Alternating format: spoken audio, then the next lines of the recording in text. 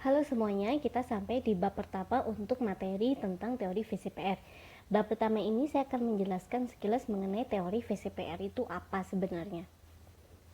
Dan saya Muyas, dan halaman saya bisa dicek di yunacademy.com/user/rahma.muyas.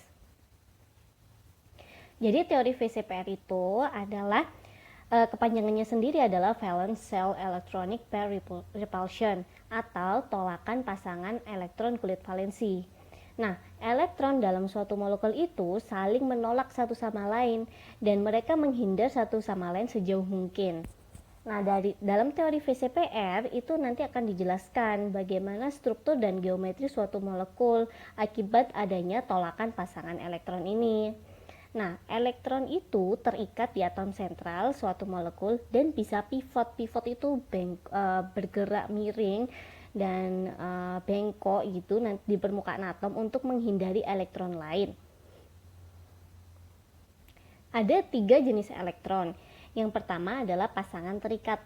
Pasangan elektron terikat itu merupakan 2 elektron yang berperan dalam suatu ikatan. Judulnya aja terikat. Jadi kita nanti tulis dia sebagai 2 titik di antara 2 atom. Hal ini berlaku untuk ikatan tunggal, ikatan rangkap, dan ikatan rangkap 3. Pasangan tidak terikat ini adalah pasangan elektron bebas ya. Sudah cukup jelaskan dari namanya. Dan elektron tunggal. Nah, di hampir semua kasus elektron tunggal ini tidak berpasangan. Nah, hampir semua contoh di VCPR ini menggunakan pasangan elektron, tapi nanti ada juga yang menggunakan elektron tunggal. Simbol-simbol dalam VCPR. Jadi, VCPR menggunakan beberapa huruf untuk mewakili formula suatu senyawa, yaitu A, ini adalah atom sentral suatu molekul. X, ini adalah atom ligannya atau yang berikatannya. E, ini adalah pasangan elektron bebas. Dan E kecil ini adalah elektron tunggal. Nah, area di mana ada elektron itu disebut dengan domain elektron. Nah, tidak masalah berapa jumlah elektronnya, dari 1 sampai 6. Walaupun satu domain berisi 6 elektron, dia tetap hanya satu domain. Oke. Nah, domain dengan 6 elektron atau ikatan angka 3 itu dia jauh lebih repulsif atau gaya tolaknya itu jauh lebih besar dibandingkan domain dengan 1 elektron. Nah, penting untuk diingat bahwa semakin banyak jumlah elektron dalam suatu domain, itu semakin besar gaya tolaknya. Nah, semakin besar gaya tolaknya, dia akan mendorong domain yang lain. Nah, jika dibandingkan jumlah elektron tiap domain itu sama jumlahnya, maka gaya tolaknya nanti sama kuat. Nah, domain yang terikat di atom sentral, dia akan pivot untuk menjaga jarak antar domain. Jadi pivot itu artinya membelok gitu ya. Nanti akan semakin jelas ketika kita sampai di bab selanjutnya mengenai cara bagaimana kita menentukan bentuk suatu molekul dengan teori VCPR.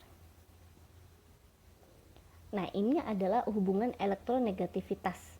Hubungan elektronegativitas terhadap suatu bentuk molekul itu ada. Jadi elektronegativitas berpengaruh ya terhadap bentuk molekul.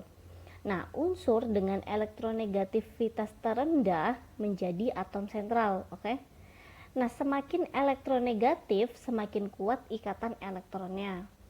Nanti dia akan berpengaruh juga pada sudut atom sentral dengan ligannya, dengan ligan-ligannya. Nanti akan ada penjelasannya di bab-bab selanjutnya. Nah, sebenarnya molekul itu bisa mempunyai domain dari 1 sampai 9. Tapi nanti yang kita bahas hanya 1 sampai 6.